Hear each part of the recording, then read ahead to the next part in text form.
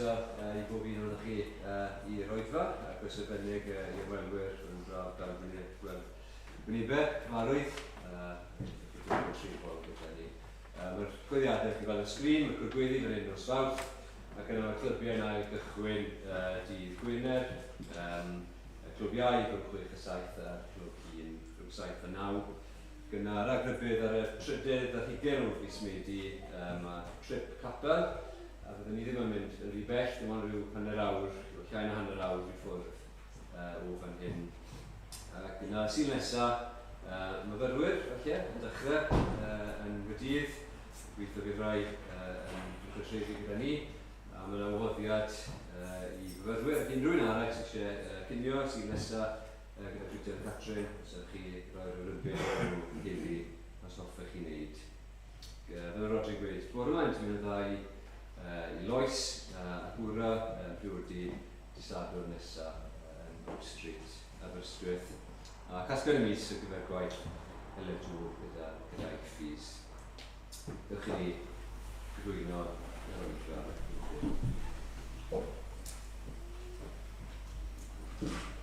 Diolch I ti o agwyd am fraint sydd gyda ni nawr I gwrdd gyda'r gilydd fel hyn I dy addoli ti.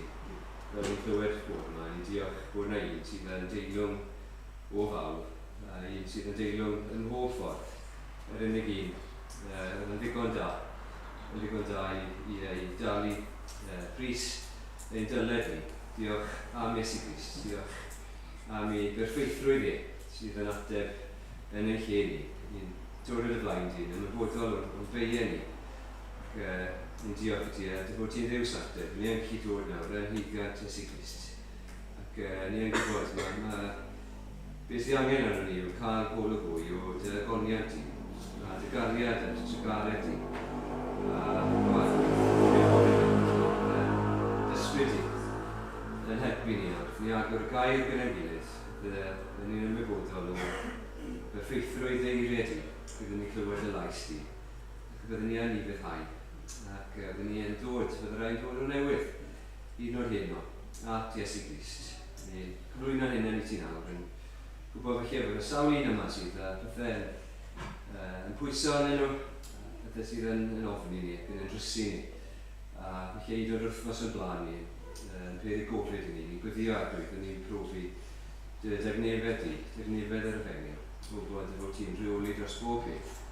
A bod yr agwyd Iesu yn fuddigol I dros yr un drwg a dros beichod. Bydd gyda ni nawr a blwyno blwys I eraill I ti hefyd agwyd trwy'r Caerdydd ac trwy Gymru yn hefyd I trwy'r byd I gyd. Diolch dy fod ti yn adlwydd a'r byd yr bydysawd I gyd. Gen I gwyddio gyda ti'n dangos hynny a dod ar ei o'r newydd. Mewn i'r deyrnas, nid nod nawr, yn ystod yr oriau nesaf yma. Bydd gyda ni nawr, helpa ni, I daddoli di fel y dylai ni. Gan bod ni'n dod yn ei ac yn heigiant Iesu Grist. Amen. Amen. Diolch Dewi. Ni'n mynd I fod yn canu rhif 721 yn y llyfr. Ond jyst I ddweud, mae'n boeth yma heno, mae'n chydig yn glos. Felly os chi'n teimlo bod rhaid ar ryw bwynt mynd I nôl diod neu rhywbeth, well da fi hynny na bych bod rhywun yn llywygu. Ac os yw'r hael mewn lle lletwydd ar y sgrin, eto teimlwch yn rhydd I symud, mae'n well bod chi'n gallu gweld na bod chi'n methu. Ond ni'n mynd I ganu 721 o arglwydd grasog. Tregar ha. A symud bla y gwledydd. Darostwng falchder calon dyn, a nwydau'r blin o'r thrymydd, a disgenhedloedd byd o'r bron, I rodion isel, ger dyfron, yw'r union bydd arweinydd. Ac ymlaen, nhw'n I sefyll I ganu.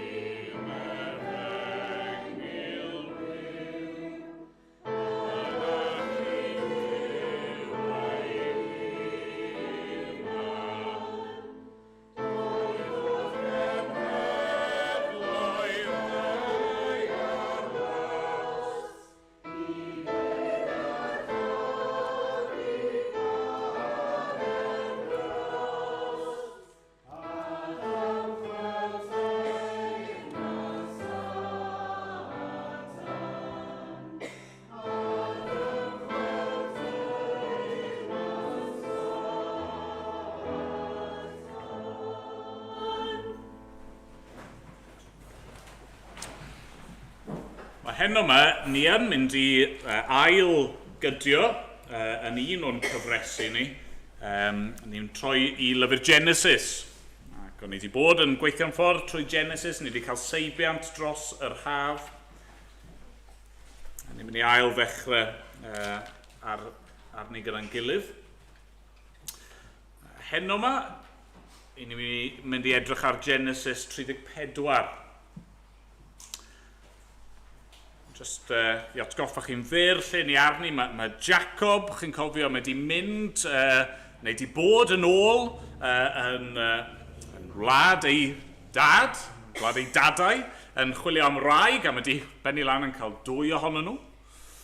Mae wedi cael dwsin o fechgyn a merch, glywon ni amdani hi, Daina, nath hi gael ei enwi.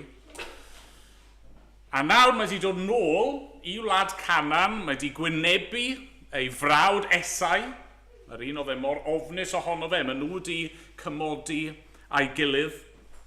Nathon ni glywed fod e'n cyrraedd y ddinas yma, mae ar ei ffordd i Bethel, dyna lle mae'n anelu amdano.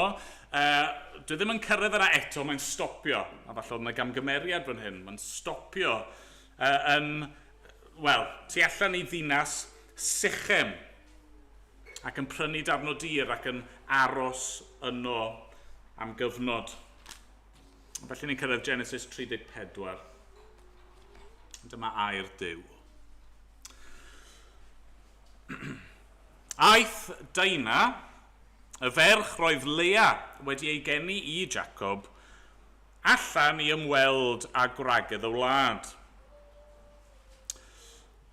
Pan welwyd hi gan Sychem, fab Hamor yr hefiad tywysog y wlad, fe cymerodd y gorwedd gyda hi, a'i threisio.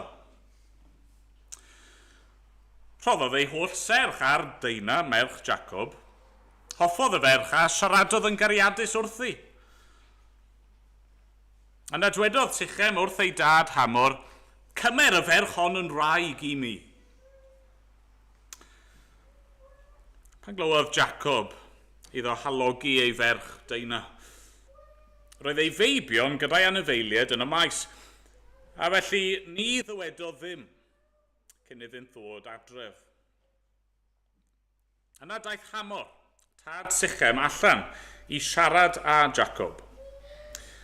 Wedi feibion Jacob gyrraedd o'r maes a chlywed am y peth, cynhyrfodd y gwir, a phromi yn fawr am i Sychem wneud tro ysgeler yn Israel, trwy orwedd gyda merch Jacob, gan na ddylid gwneud felly.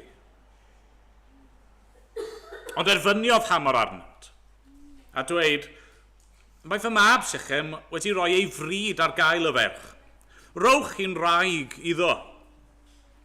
Trefnwch briodasau a ni. Rowch eich merched i ni, a chymerwch chwythau ein merched ninnau. Dewch chi gyd fyw â ni, a bydd y wlad yn rhydd i chwi. Dewch chi fyw ynddi, a marchnata a cheisio meddiant ynddi. Dwedodd Sychem hefyd wrth ei thad a'i brodyr, os caf ffafr yn eich golwg, yna rof i chwi beth bynnag a ofynnwch gennyf. Cynyddwch yn sylweddol y gwaddol a'r rhodd, ac fe rof yn ôl eich gofyn. Dim ond i chwi roi'r ferch yn wraig i mi. Am yw chwaer Daina gael ei halogi, rhoddodd meibion Jacob ateb dichellgar i Sychem a'i dad Hamor. Dywedasant wrthynt, ni allwn wneud y fath beth, a roi ein chwaer i ŵr heb ei enweidi. Bydda hynny yn warth i ni. Ar yr amod hwn yn unig cytuno na chwi, sef eich bod chwi, fel ni, yn enweidi pob gwryw. Yna rhown ein merched i chwi, a chymerwn unna eich merched chwythau. A down ni fyw gyda chwi a dod yn un bobl. Os nawr andewch arnom a chymryd eich enweidi, yna cymerwn ein merch a mynd ymaith. Roedd ei geiriau yn dderbyniol, gan Hamor a Sychem, ei fab. Nid oedodd y llanc wneud hyn, oherwydd roedd wedi rhoi ei serch ar ferch Jacob. Ac ef oedd y mwyaf anrydeddus o'i holl deulu. A daeth Hamor a'i fab Sychem at borth y ddinas. A llefaru wrth wir y ddinas. A dweud, mae'r gwir hyn yn gyfeillgar ar ni. Gadewch iddynt fyw yn y wlad a marchnata ynddi, oherwydd mae'r wlad yn ddigon eang iddynt. Cymerwn ein merched yn ragedd, a rownynau ein merched iddynt hwythau, ond ar yr amod hwn yn unig y cytuna'r gwir i fyw gyda ni, a bod yn un bobl, sef ein bod yn enwedu pob gwryw yn ein plith, fel maent hwy wedi ei henwedu. Oni fydd ei gwartheg, a'i meddiannau, a'i holl anifeiliaid yn eiddo i ni?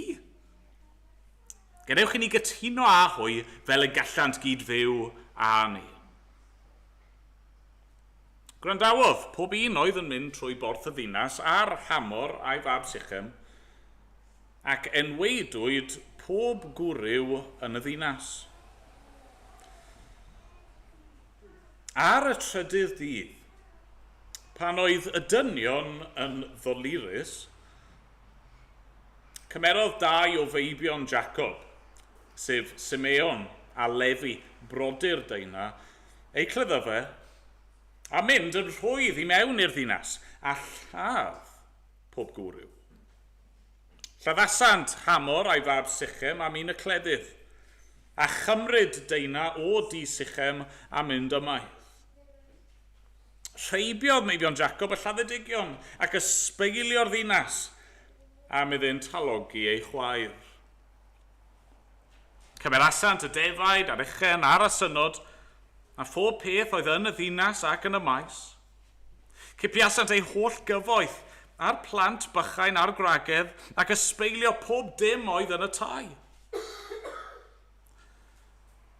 Yna dwedodd Jacob wrth Simeon a Lefi, rydych wedi dwy'n helbyl ar fy mhen, am gwneud yn ffiaidd gan breswylwyr y wlad, y Cananeiaid a'r Peresiaid. Mae nifer fy mhobl yn fach, ac os ym gasglant y ferbyn ac ymosod arnaf, yna difethu'r fi am teulu. Ond dywedasant hwythau, a oedd i gael trin ein chwaer fel petai? Amen. Amen. Ni'n mynd i weddio mewn moment. Cyn gweddio, jyst eisiau sôn am cwpl o bethau. Gyntaf i gyd, mae'n bryd i ni ffarwelio wythnos yma gyda Fflir. Mae Fflir yn mynd nôl i Aberystwyth, dechrau'r ail flwyddyn nawr. Dwi ddim yn amser eto i ffarwelio fy Morris, mae dyn ni wythnos arall yng Nghymru Morris fi'n credu, ond mae Fflir yn mynd yn ystod yr wythnos hon, felly ni'n dymuno yn dda i ti, Fflir, yn gweddio, bydd Duw yn parhau i fod yn agos, i dy ddefnyddio di, i fendithio yr undeb Cristnogol, ac bydd e'n agos iawn at y ti. Yr peth cyntaf, peth arall fi eisiau rannu gyda chi yw am gasgliad y mis. A'n casgliad ni fel eglwys y tymor yma, mis yma, yw gwaith Heledd Job. Nawr, cyn sôn am Heledd, fi jyst eisiau atgoffa chi rhag bod chi ddim yn cofio neu ddim yn gwybod beth yw'r drefn, achos mae'r drefn chydig bach yn gymleth weithiau, okay? Fel eglwys, mae dyn ni 4 prif cromfa. Mae dyn ni cromfa canolog i waith yr eglwys. Mae dyn ni gronfa arbennig ar gyfer loes, a gwaith mae hi'n wneud. Mae dyn ni cronfa arbennig ar gyfer yr adeilad, a'n gobeithio ar gyfer adeilad i'r dyfodol, a mae dyn ni cronfa casgliad y mis. A mae gwahanol ffyrdd i roi i'r cronfeydd yma. Okay? Os chi eisiau, chi'n gallu rhoi eich arian chi yn y bocs D yma, sydd weithiau yn yr ochr fan hyn, weithiau mas y cefn. Os chi jyst yn rhoi arian mewn, mae'n mynd i'r gronfa canolog. Os ych chi eisiau rhoi at loes, at yr adeilad neu at gasgliad y mis, mae yna amlen, so jyst sgwennwch arni pa gronfa chi eisiau'r arian i fynd iddo fe. Okay.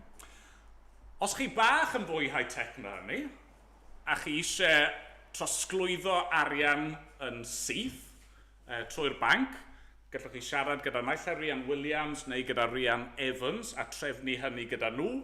Am y modd talu gronfeydd gwahanol, chi gallu nodi lle chi eisiau'r arian i fynd. Os chi'n fwy high-tech eto, mae yna QR code yn y ffrant fan hyn. Chi'n gallu sganio hwnna d'ch ffôn, a mae hwnna yn mynd â chi syth trwy'ch ffôn a'ch galluogi chi i drosglwyddo arian fel yma. Nawr te, heledd. O'n i wedi gobeithio cael gwybodaeth bach yn fwy cyfredol. Falle erbyn wythnos nesaf bydd gen i rhywbeth bach yn fwy up-to-date gan heledd. Ond rai pethau i gofio am heledd. Mae heledd yn nilyn. Mae hi, wel, ers blynyddoedd nawr yn gwneud gwaith gyda myfyrwyr, ond dyna'r gwaith mae hi'n dal i wneud yn nilyn. Ac un o'r pethau sy'n dod drosodd yn reit clir yw bod hi'n cael tipyn o gyfleon gyda myfyrwyr ryngwladol. Nhw yw'r myfyrwyr mae'n dod i gyswllt gyda lot fawr te. Oedd yr un peth yn wir pan o'n i yn Aberystwyth. Oedd yna lot o fyfyrwyr ryngwladol a maen nhw ffordd o adre, falle'n unig ac yn sydyn iawn yn ffeindio cyfle i gael cymdeithas ac i ddarllen y llyfr yma. Dyn nhw erioed i cael cyfle i ddarllen falle'n i gwlad nhw. Mae'n gyfle gwerthfawr iawn. Felly mi eisiau gweddio dros heledd a'r cyfleoedd mae hi'n cael fel yna. Oedd hi'n nodi yn y llythyr gweddi diwetha nath i anfon allan bod yna gyfarwyddwr newydd wedi cael ei osod ar gyfer y gwaith yno yn Iwerddon. I enw os fi'n deall yn iawn yw Chris McBurney. Oedd Lois di gweld heledd cwpl o wythnosau nhw mewn cynadledd ac yn dweud bod yr boi yma'n setlo'n dda mewn i'r rôl, felly ond gweddio am hynny. A wedyn mae heledd yn gweud flwyddyn yma nawr, mae yna ddau beth mawr yn newid. Gynta i gyd, mae'n mynd i fod yn gwneud fwy o waith gyda yr Undeb Cristnogol efo'r Royal College of Surgeons. Nawr eto, lot o fyfyrwyr ryngwladol yn mynd i fod fyna, ond oedd hi'n gofyn am weddi yn arbennig am hynny. Ac hefyd, mae hi yn mynd i fod yn gweithio gyda gweithio'r relay. Lot o'n chi'n gwybod mae gweithwyr relay yn cael cyfle i gael hyfforddiant, gweithio efo myfyrwyr, a felly am y tro cyntaf mewn spel bydd gan heledd gweithio'r relay yn gweithio oddi tan i hi, felly oedd eisiau ni weddio am hynny hefyd. Mae'n ni weddio nawr dyn gilydd. O arglwydd ein Duw, i ni'n troi at ti yn awr. Ac dad i ein eisiau cyflwyno fflir i dy ofal di wrth iddi hi ddechrau ar flwyddyn a tymor newydd. Ni'n gwybod fod dyddiau coleg yn gallu bod yn rhai braf, yn llawn profiadau gwych. Da, ni'n gwybod hefyd fod yna sialensau, fod yna heriau, fod yna wrthwynebiad a ymosodiadau yn gallu dod, a felly ni'n gweddio dros di hi nawr, hefyd dros pob un myfyriwr fydd yn dechrau. Ni'n meddwl am dy bobl di, a dad ni'n gwybod bod mewn Undeb Cristnogol, mynd i ffwrdd i'r coleg yn gallu bod yn gyfnod mor ffurfiannol, yn gallu fod yn gyfle i bobl i dyfu yn ei ffydd. A ni'n gweddio bydda hynny yn wir. A dad, wrth i ni falle groesawu rai myfyrwyr yma i Caerdydd ac i'n plith ni. Ni'n gweddio, ni'n gweddio am hynny, ni eisiau gweld hynny. Ac yn gweddio hefyd y bydda ni fel eglwys yn gallu fod yn gartre, ysbrydol efallai i rai, a yn rhoi cyfle iddyn nhw i dyfu yn ei ffydd nhw. A dad, wrth ni feddwl am waith mewn prifysgolion, ni'n diolch i ti eto am heledd, diolch am ei ffyddlondeb a'i dyfalbarchad hi dros y blynyddoedd mewn gwledydd gwahanol, a cyd-destunau gwahanol iawn mewn un ystyr, tra yn gweithio gyda'r myfyrwyr. A Dad, ni'n diolch amdani hi nawr ac yn gweddio am y gwaith yn nilyn. Gweddio bydd yr gwaith yn lywyrchus arglwydd. Bydde dy bobl di yno yn cael cyfleon i rannu'r Efengyl, i fod yn oleuni ac yn halen yng nghanol y byd. Dad, ni'n gweddio am gyfleon hefyd i wneud cysylltiadau gyda pobl sydd ddim yn Gristnogion. Ni yn meddwl am yr myfyrwyr hynny o dramor sydd falle yn ei gwlad ei hun yn methu gofyn rai o'r cwestiynau yma. Fod e'n beryglus iddyn nhw i geisio darllen y Beibl neu clywed am Iesu, ond yna maen nhw'n dod yma ac yn cael y cyfle. A ni'n gweddio y bydde di yn bendithio hynny. A bydde yna bobl yn dod i glywed amdano ti ac yn dod i gredu yno ti ac yna arglwydd yn gallu mynd nôl i'w gwlad ei hun efallai i rannu'r Efengyl yno. O, arglwydd. Ni'n diolch i ti bod ti wedi defnyddio gwaith grwpiau fel UCCF, IFES, gwaith myfyrwyr yn y brifysgolion. Dad, ti wedi gweithio ers degawdau nawr, arglwydd. A ni'n gofyn arna ti barhau i fod ar waith os gweli di fod yn dda. Dad, ni'n unwaith eto yn cyflwyno yn hunan i ti. Ar ddechrau tymor, ni'n gweddio y bydde di'n siarad am arglwydd wrth i ni fynd nôl i'r afael gyda llyfr Genesis heno ac falle yn yr wythnosau sy'n dod wrth i ni ail ddechrau edrych ar lythyr Paul at y Corinthiaid yn y bore. Dad, ni ddim jyst eisiau gwneud y pethau yma allan o arfer. Ni ddim jyst eisiau gwneud y pethau yma fel bod ni yn gwybod mwy. Arglwydd na, ni eisiau clywed y lais di. Ni eisiau tyfu'n fwy tebyg i'r arglwydd Iesu Grist. Ni eisiau cael ein hadeiladu yn ein ffydd ni. Ac arglwydd ni eisiau dy ogoneddu di. O, Dad, bydd gyda ni nawr helpa ni yn ein gwendid, yn ein blinder, symud pob rhwystyr arglwydd. Tyd yn agos. A mynd bod ni'n dod yn enw yr arglwydd Iesu Grist. Amen. Amen. Ganwn ni o Rymal 2, rhif 157.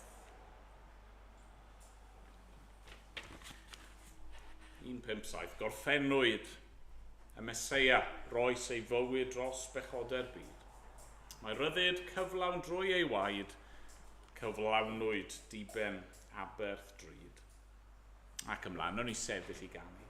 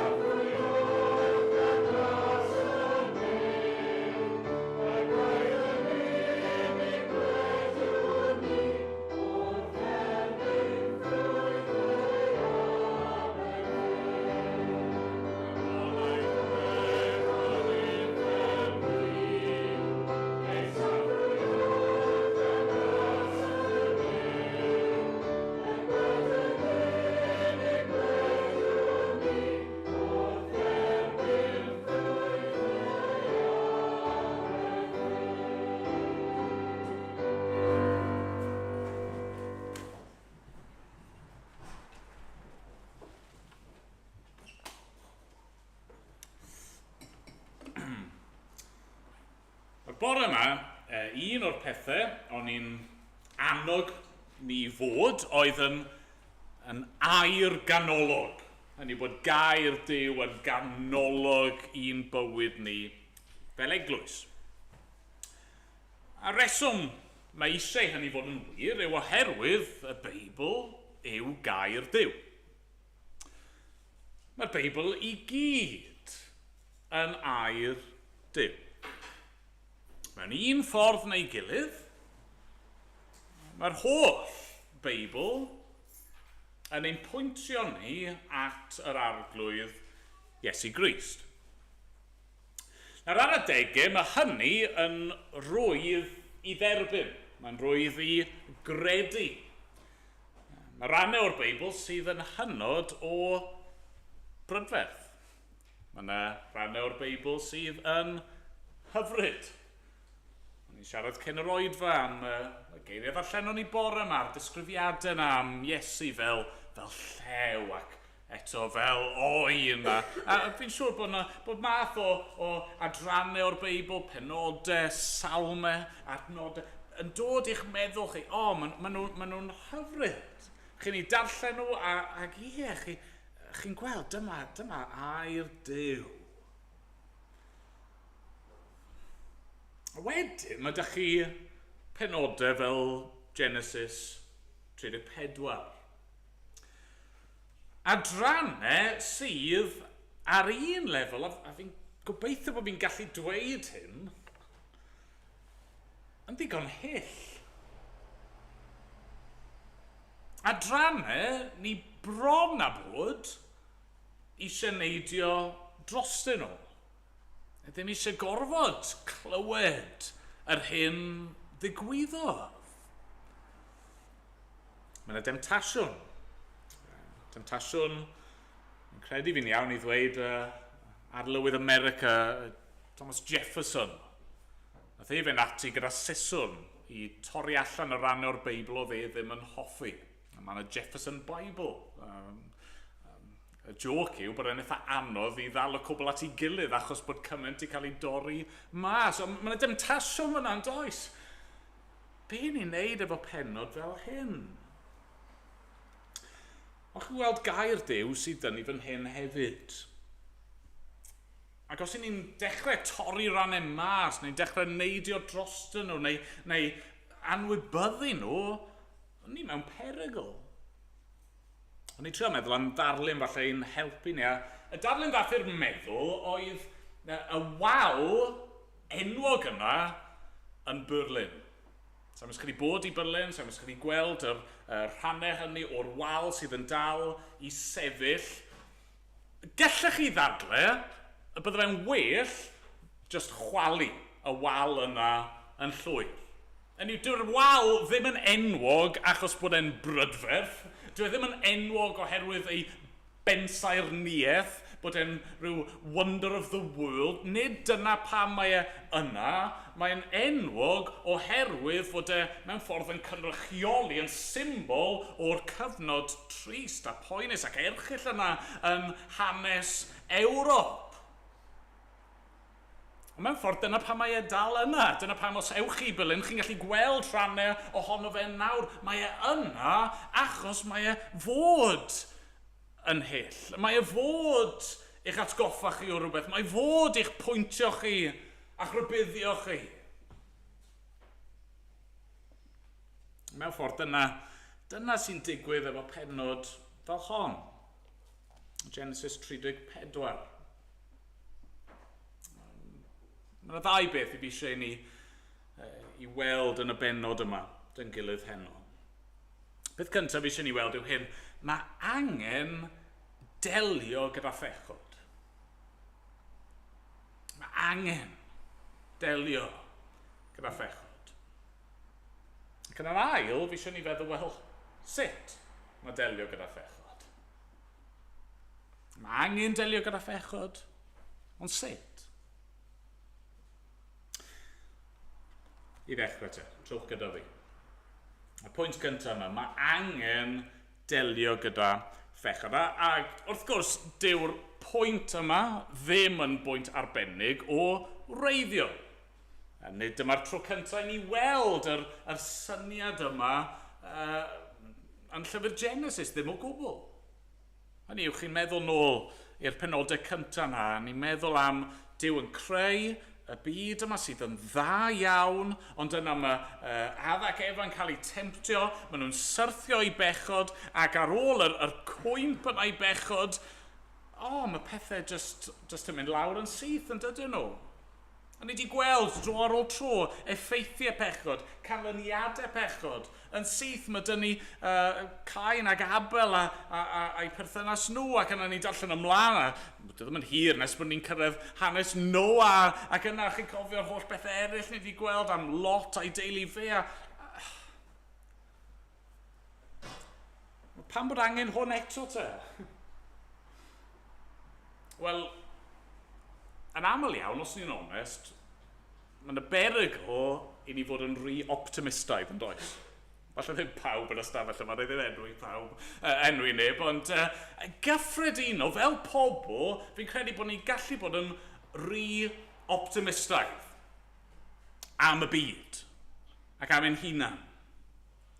A falle bod yna demtasiwn, chymod, ni wedi cyrraedd y pwynt yma yn yr hanes nawr. Mae Jacob wedi derbyn a ddiwydion Duw. Mae Jacob, mae wedi gwneud camgymeriadau, ond mae pethau fel petai nhw wedi dod i'w lle, a mae Duw yn ffyddlon iddo fe, a mae wedi dod nôl, mae wedi cymodi gydag Esau, mae ganddo fe'r teulu mawr yma'r 12 mab, un ar 10 ar y pwynt yma, mae'n ddrwg dy fi. Ond mae'r teulu'n tyfu, mae addewidion Duw yn cael ei cyflawni, a falle bod yna demtasiwn fan hyn i feddwl, wel, na fe, bydd pethau'n dechrau sortio hunan mas nawr. A ni gallu bod fel ni yn ein bywyd ni, yn dyn ni. Faint ohono ni, os ni'n onest, sydd wedi meddwl fel hyn. Tysa hyn yn digwydd, bydd y bywyd yn iawn. Tysa ni jyst yn gallu cael hwn. Tysa'r sefyllfa yma jyst yn sortio ei hunan allan. Tysa Duw jyst yn agor y drws yma neu'n darparu hyn. Byddwn ni'n okay wedyn. Yna mae reality yn bwrw. Ni'n cael wythnos da, ni'n meddwl, reit, bydd popeth yn iawn o hyn allan. Ac yna ni'n syrthio unwaith eto. Ni'n byw mewn byd o bechod. Mae gennym ni fel pobl, ni'n cael ein geni ar natur bechadurus yma, a mae eisiau ni peidio a thwyllo ein hunan. A felly dro ar ôl tro, mae gair Duw yn mynd i'n atgoffa ni o'r gwirionedd sylfaenol yma. Mae pechod yn broblem, a mae pechod yn hyll. Angen delio gyda fe. Dwi ddim yn mynd i fynd i ffwrdd, dwi ddim yn mynd i sortio ei hunan mas, mae angen delio gyda fe. A ni'n gallu twyllo'n hunan weithiau i feddwl o Duw ddim mor ddifrifol â hynny. Mae yna rai mathau, gallwn ni ddweud, o bechod, neu gweithredoedd pechadurus, ni'n meddwl, mae hwn actually'n edrych yn atyniadol, mae'n edrych yn braf. Ni'n cael ein temptio i fynd ar ôl y pethau yma, ond y gwir yw bod pob pechod yn ddinistriol. Yn arwain i ffwrdd o ddi wrth Dduw. Yn arwain at ddinistyr. Mae rhan yma o'r hanes yn dechrau yn dydy. Gyda'r ffordd ofnadwy yma, mae Deina yn cael ei thrin. Mae'n erchyll. Ni'n clywed amdani, mae hi'n mynd allan yn adnod un i ymweld â gwragedd y wlad. Ni ddim yn gwybod pam, beth oedd yr cymhelliant, beth oedd hi'n bwriadu wneud wrth fynd allan, ond mae'n un ystod dim ot. Mae'n mynd allan ac mae'r gŵr yma, Sychem, gŵr oedd yn amlwg iawn, gŵr oedd yn bwerus iawn, gŵr oedd falle di arfer cael ei ffordd ei hun, ac di arfer efo cymryd yr hyn oedd eisiau, mae yn ei chymryd hi ac yn ei threisio hi. A mae hynny jyst mor drist yn gwybod.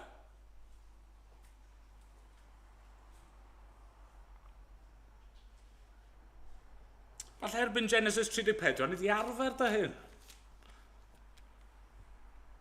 Bod ein byd ni ddim yn le ddigon diogel i ferch, oedd siwr o fod yn ei arddegau, i fynd allan ar ei phen ei hun. A fan hyn eto, beth ni'n gweld, mae'r Beibl yn onest. Nid stori tylwyth teg sydd dynnu fan hyn, mae'n disgrifio y byd go iawn. Dyma yw'r math o fyd ni'n byw ynddi, sy'n byd i'n newid os e. Fel mae'n digwydd, o'n i'n gwrando ar rhyw raglen radio chydig ddyddiau nhw. Yn sôn am ar hyn o bryd, heddi, y ffordd yn Sudan, mae'n y rhyfel cartre yn mynd ymlaen fyna, ac mae trais yn cael ei ddefnyddio fel yna, fel rhyw fath o arf. Arf mwyn cywilyddio'r gwragedd ac arf mwyn darostwng i teuluoedd nhw. Mae'n digwydd.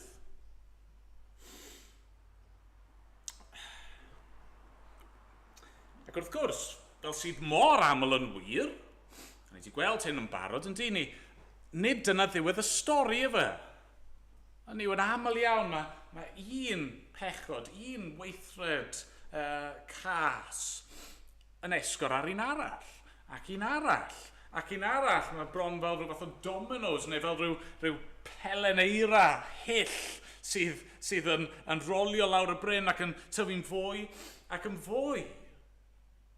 Achos be ni'n clywed wrth gwrs wedyn yw bod Jacob yn clywed am hyn, a wedyn brodyr Daina yn clywed am hyn, ac wrth gwrs maen nhw yn grac. Digon cywir i fod yn grac. Ond be maen nhw'n neud am y peth, wel maen nhw'n ymddwyn yn dwyllodrus. Ni'n clywed yn adnod 13, maen nhw'n rhoi ateb dichellgar. Maen nhw yn cyflwyno'r syniad yma. Reit, oce. Mae Sychem di wneud y peth drwg yma. Os chi eisiau cymodi gyda ni, dyma sy'n angen digwydd, allwn ni bartneri gyda'n gilydd, ond chi angen cael eich enweidi. Right? Chi angen derbyn yr arwydd yma o'r cyfamod mae Duw di roi i ni fel pobl. Os chi eisiau ymwneud gyda ni, chi angen cael eich enweidi. Ond wrth gwrs, beth sy'n dod yn amlwg yw, y reswm maen nhw'n awgrymu hwnna yw achos maen nhw'n gwybod mewn trydiau bydd yr dynion yma sy'n cael ei enweidi mewn gymaint o boen, falle bydd rai nhw wedi cael infection a beth bynnag, bydd nhw ddim yn gallu ymladd, bydd nhw ddim yn gallu amddiffyn eu hunan, a byddwn ni'n rhydd i fynd i fewn a'i dinistrio nhw. Mae pobl Sychem yn clywed y cynnig yma, a mae'n taro ni'n od falle, maen nhw'n cytuno. Ie, nawn ni'n neud hyn. Pam? Pam bod nhw'n cytuno i'r fath beth? Wel, achos maen nhw'n meddwl i'w hunan, os i ni yn gwneud yr partneriaeth yma, yna byddwn ni'n priodi plant nhw, bydd nhw'n priodi'n merched ni, ond mae gymaint fwy ohono ni, yn y diwedd, be bydd rili'n digwydd yw bydd nhw'n cael ei amsugno fewn i'n teulu mawr ni, a bydd ni yn gallu cymryd drosodd ei holl arian a'i eiddo a'i anifeiliaid nhw. So, be maen nhw'n neud? Maen nhw'n ymddwyn yn dra chwantus. A meddwl, be ni'n gallu gwneud? Siwr ni'n gallu gwneud elw allan o'r sefyllfa yma. Ac yna wrth gwrs ar y trydydd dydd. Mae'r ddau fab yma, Simeon a Lefi, maen nhw'n cymryd eu clyddyfe, bosib iawn bod nhw hefyd yn cymryd eu gweision nhw hefyd i ymladd, a maen nhw'n mynd i fewn, a maen nhw'n dinistrio lle, lladd, herwgipio, yn cymryd pobl i gael ddiwed, ac yn dwyn yr eiddo i gyd. What a mess. Mae'n horrible, yn dydi? Mae e.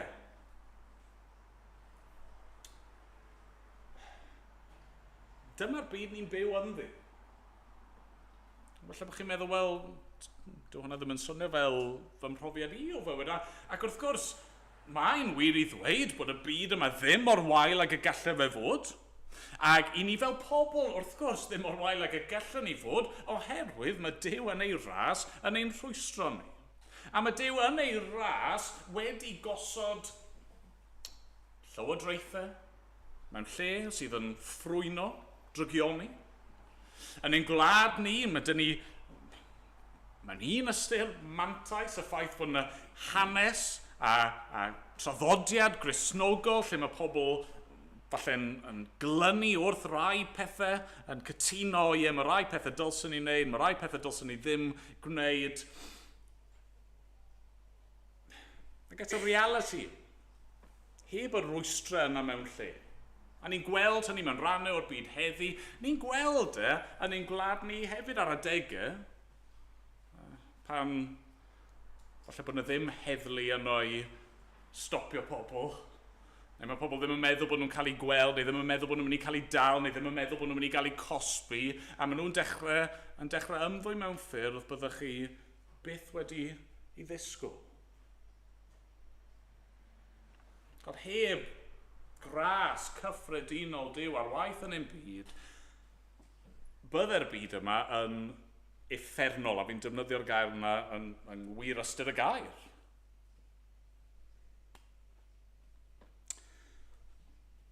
Angen delio gyda phechod. Ni methu gwneud yn ysgafn o bechod. Mae'n effeithio ar bawb yn yr hanes yma, mewn rhyw ffordd neu gilydd yn dydy. A mae'n effeithio arno ni. Ni'n cael ein pechu yn ein herbyn, mae pobl yn gwneud pethau i ni. Ni hefyd yn pechu yn erbyn Duw ac yn erbyn eraill. Felly sut mae delio gyda phechod? Mae'r ail bwynt heno yma. Sut mae delio gyda phechod pan mae'r sefyllfa fel petai'n mynd allan o'r reolaeth fan hyn? Beth yw'r ateb? At bwy nawn ni droi? Falle nath eich taro chi. Un o'r pethau sy'n drawiadol am benod fel Genesis 34 yw nid just beth sy'n cael ei ddweud, ond beth sydd ddim yn cael ei ddweud. Pwy sydd yn absennol unwaith eto fel petai o'r benod yma, wel Duw. Mae yna adegau yn y Beibl lle mae pobl fel petai'n ymddwyn ac yn byw heb gydnabod Duw.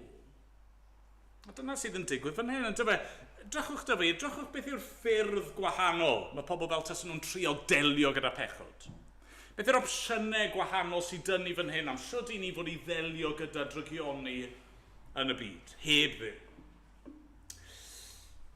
Wel, yr opsiwn cyntaf, ni'n gweld falle gyda Sychem a'i dad. Mae wedi gwneud rhywbeth, falle ddi ddim yn meddwl bod e'n gwneud rhywbeth o'i le, ond mae'n gwybod bod wedi upseto Jacob a'r brodyr, felly mae Sychem a'i dad yn mynd atyn nhw, ac mae e'n trio, mewn ffordd, prynu Daina. Mae'n dweud, reit, fi am ei charu hi, dyna mae'n dweud, fi eisiau ei phriodi hi, gadewch i ni greu'r partneriaeth yma, gofynnwch am be bynnag chi eisiau, mae roi i chi.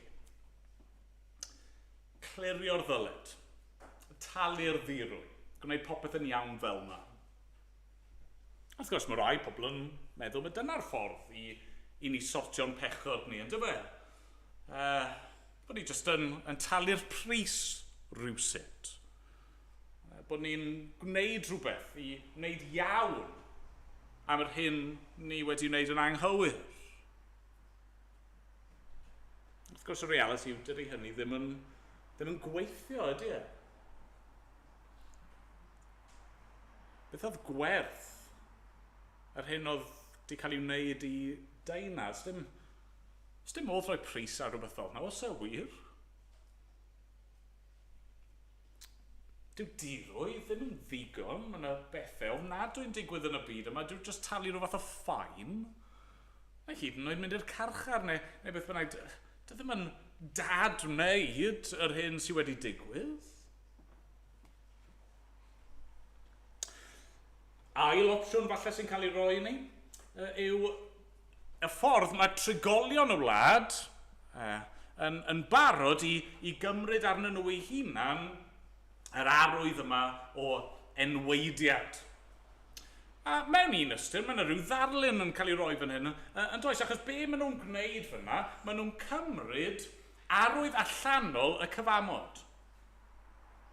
Hynny, pam oedd Jacob a'i feibion wedi cael ei enwedu, achos oedd Duw wedi dweud wrth Abram, dyma sydd fod i ddigwydd yn eich teulu chi. Dyma chi fod i wneud i bob gwryw, chi fod i enwedu arnyn nhw. Pam? Jyst fel rhywbeth allanol? Wel na. Na, symbol o'r ffaith bod chi yn bobl i fi, yn bobl arbennig, yn bobl wedi gosod ar wahân, pobl wedi hachub, pobl sydd mewn perthynas o ffydd gyda fi. Felly mae bron rhyw fath o parody, rhyw mockery fan hyn wrth i trigolion sychem gytuno. Nawn ni gael ein enwedu, nawn ni edrych fel bod ni yn perthyn i'r bobl yma, pobl Israel. A ni'n gwybod dyna mae gymaint o bobl yn ein dydd ni'n trio gwneud hefyd. Mwyn gwneud lan am y pethau drwg ni'n gwneud, ni'n trio byw yn dda. Ni'n trio byw yn gryfyddol efallai, trio byw yn barchus. Wrth gwrs, y broblem efo hwnna yw bod e ddim yn delio gyda'n calon ni, ydy e? Mae'r arwydd allanol ddim yn cyffwrdd y person tu fewn.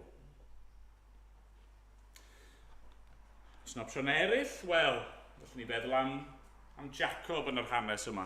Un o'r pethau sydd yn nodweddu Jacob yn hyn yw ei dywelwch chi hefyd. Dyw Jacob ddim eisiau delio gyda'r sefyllfa rili yn yr argraff chi'n cael, yn dyfa.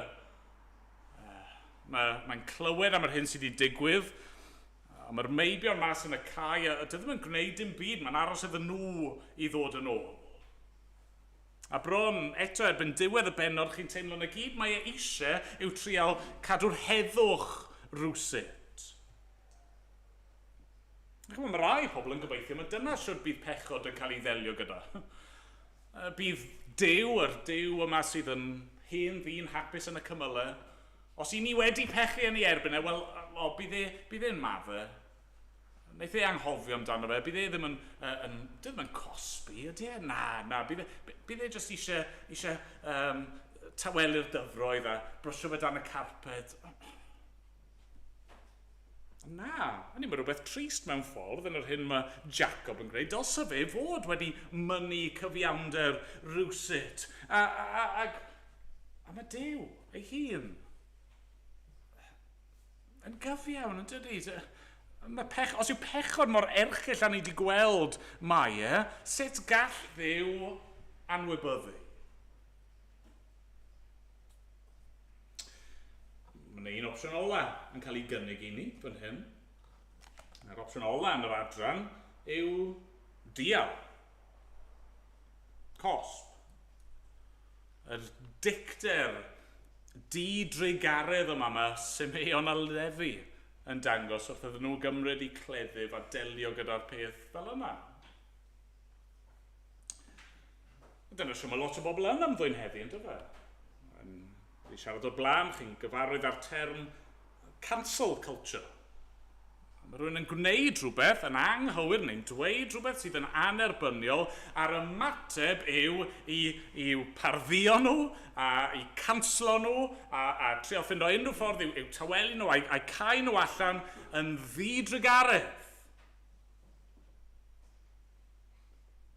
Broblem wrth gwrs efo'r agwedd yna. Yr agwedd yna sydd yn gywir eisiau gweld pechod yn cael ei gosbi, y broblem wrth gwrs yw, beth amdano fi? Beth am fy mhechod i? Oes, mae eisiau cosbi, ni eisiau gweld cyfiawnder yn cael ei wneud, ond beth am y gosbi fi ni heiddi? Mae'n y densiwn dyn ni yn Genesis 34 yn does. A fel wedys i'n gynharach, y reswm mewn ffordd am y tensiwn yna yw achos bod Duw fel petai yn absennol. Ac wel, pan mae hynny'n digwydd yn y Beibl, yn aml iawn, dyna yw y wers ni fod i ddysgu, neu dyna'r union pwynt ni fod i sylweddoli. Beth sydd angen fan hyn? Beth yw'r ateb fan hyn? Dyw'r bobl yma methu delio gyda pechod ar ben ei hunan? I ni angen rhywun arall i ddod. Mae angen i ni weiddi allan, dylsyn ni fod yn cyrraedd diwedd Genesis 34 a bod yn gweiddi allan ar Dduw arglwydd achub, arglwydd gweithio, arglwydd delia gyda'r drygioni yma. Ni ddim wedi cynllunio hyn, ond mewn ffordd dyna welwn ni bore yma, dyfa, efo yr apostol Ioan. Mae'n gweld yr sgrôl yma. Cynllun Duw i achub, a mae wedi cael ei selio. A beth yw ymateb yma? Mae'n jyst yn gweiddi allan. Ni methu gwneud hyn. Sneb yn gallu gwneud hyn. Arglwydd, dim ond ti all wneud hyn. Diolch iddo, dyna'r union beth mae'n darparu i ni, yn dyfe, yn yr arglwydd Iesu, yn yr llew yma o lwyth Juda. Byddwn ni'n gweld hynny yn y penodau sy'n dilyn yn Genesis. Hynny yw nid llinach Reuben, y cyntaf anedig, achos mae e'n syrthio i bechod. Nid llwyth Simeon neu Levi sydd fan hyn yn ymddwyn mor ffyrnig a didrygaredd. Na. Fe yw'r llew o lwyth Juda, yr oen sy'n dod i farw a gweidi dros ei bobl. Sut mae Iesu Grist yn delio gyda'n pechod ni? Wel, mae e yn talu ein dyled. Mae'n talu ein dyled nid ag arian neu air, pethau llygradwy. Na, mae'n talu gyda'i werth farwaid ei hun. Dwi ddim yn talu dirwy mewn rhyw ffordd oeraidd, pell, mae jyst talu hwn i'r broblem fynd i ffwrdd. Na, mae'n talu'r pris ei hun, mae'n cymryd y gosb ei hun. Lle oedd y bobl fan hyn yn trial delio gyda'r sefyllfa trwy cymryd arwydd allanol y cyfamod. A trwy hynny ni'n gweld nhw yn mynd yn wan ac yn marw. Mae Christ yn gwneud y gwrthwyneb yn dydy ar y groes. Ar y groes mae e'n cymryd cosb y cyfamod, neu canlyniad torri'r cyfamod, ac yna, bod e'n edrych yn wan ac yn edrych yn ddiamadferth ar y trydydd dydd, pwy sydd yn ennill y fuddugoliaeth? Wel, fe. Mae wedi delio gyda'n pechod. Ar y groes, beth sy'n digwydd? Wel, mae Duw yn cymodi. Mae yn cyhoeddi heddwch. Mae yn gallu maddau. Ddim fel Jacob oedd jyst yn gobeithio bod yr broblem yn mynd i ffwrdd os oedd e'n anwybyddu e. Na, Dyw ddim yn esgusodi pechod. Yn brwsio fe dan y carped, ond mae e'n gallu cymodi, mae e'n gallu maddau, mae e'n gallu cyhoeddi heddwch i ni. Sut? Wel, achos bod e hefyd yn tywallt allan ei ddicter yn ddidrygaredd ar ei fab, ddim yn dal nôl. Gosod ein pechod ni ar yr arglwydd Iesu Grist. Mwyn i ni gael trygaredd. Mwyn i ni gael bywyd ynddo fe. Mae angen delio gyda'r pechod. Mae angen delio gyda'n pechod ni, a fi'n gweddio bod chi yn gallu gweld hynny heno yma. Diolch i Dduw, mae Iesu wedi delio gyda'r pechod yma. A felly mae gobaith a bywyd a mae ddeiant i'w gael ynddo fe. Diolch iddo. Amen.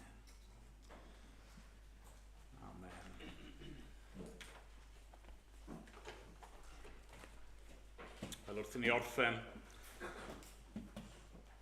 ein hoedfa ni heno, ni'n mynd i ganu rhif 167.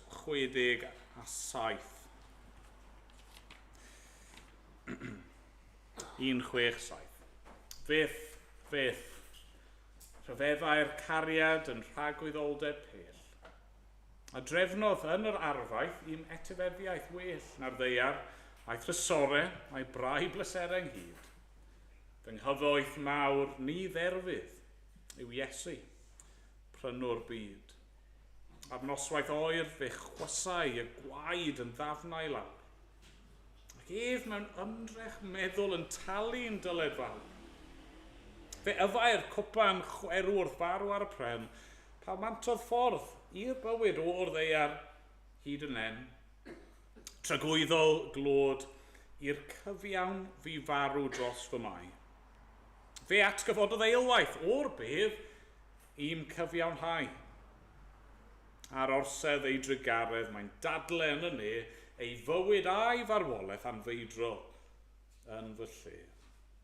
Nw'n ei sefyll i ganu mawl yn gilydd.